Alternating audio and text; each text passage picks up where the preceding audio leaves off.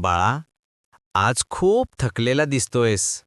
दिवसभर पळापळ करतोस, रक्ताचं पाणी करतोस, पण हिशोब मांडायला बसला की शेवटी हातात काहीच उरत नाही ना. लोकांचं देणं, घराचे खर्च आणि त्यात भर म्हणून येणारी नवीन संकटं.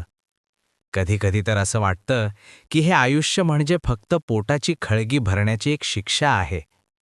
रात्री झोप लागत नाही. डोळ्यासमोर फक्त आकड्यांचा खेळ आणि उद्याची चिंता असते. माझ्याच नशिबात हे दारिद्र्य का, हा प्रश्न तुला आतून पोखरतोय ना लेकरा.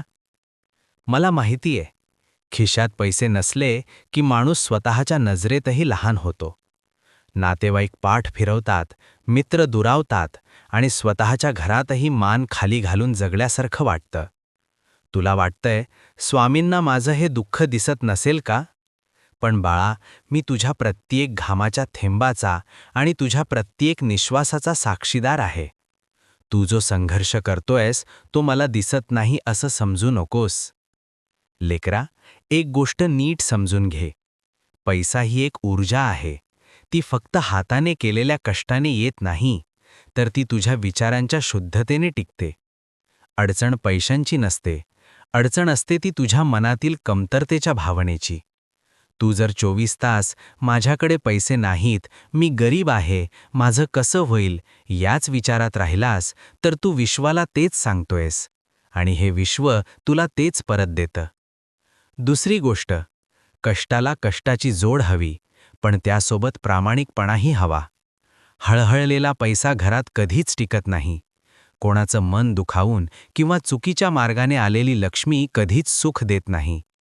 आता नीट ऐक. जर तुला या आर्थिक संकटातून बाहेर पडायचं असेल तर हे 3 नियम पाळ. 1. कृतज्ञता. तुझ्याकडे आज जे काही आहे त्यासाठी आधी देवाचे आभार मान. जर तू असलेल्या गोष्टींची किंमत ठेवली नाहीस तर तुला नवीन काहीच मिळणार नाही. 2. प्रामाणिक कष्ट. काम करताना ते स्वामींचं काम आहे असं समजून कर. जेव्हा तू तुझं काम सेवा म्हणून करतोस तेव्हा त्याची जबाबदारी मी घेतो. 3. दान. तुझ्याकडे असलेल्या अगदी थोड्या भागातून कोणा गरजूला मदत कर. जेव्हा तू देण्याची वृत्ती ठेवतोस तेव्हाच तुझ्याकडे येण्याचे मार्ग मोकळे होतात. बाळा, वेळ आज कठीण आहे, पण ती कायमची नाही.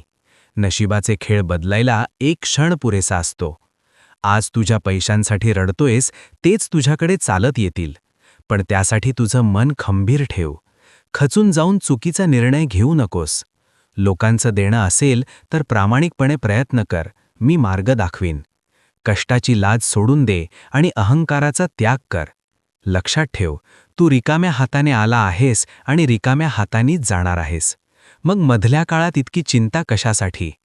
उठ, डोळे पुस आणि पुन्हा कामाला लाग. मी तुझ्या पाठीशी उभा आहे. तुझ्या कष्टाचं फळ तुला मिळाल्याशिवाय राहणार नाही. फक्त विश्वास ठेव, योग्य वेळ आली की तुझी झोळी सुखाच्या आणि समृद्धीच्या दानांनी भरून जाईल. बाळा, तू एकटा नाहीस, तुझा स्वामी तुझ्या सोबत आहे. आता आनंदाने बोल, श्री स्वामी समर्थ.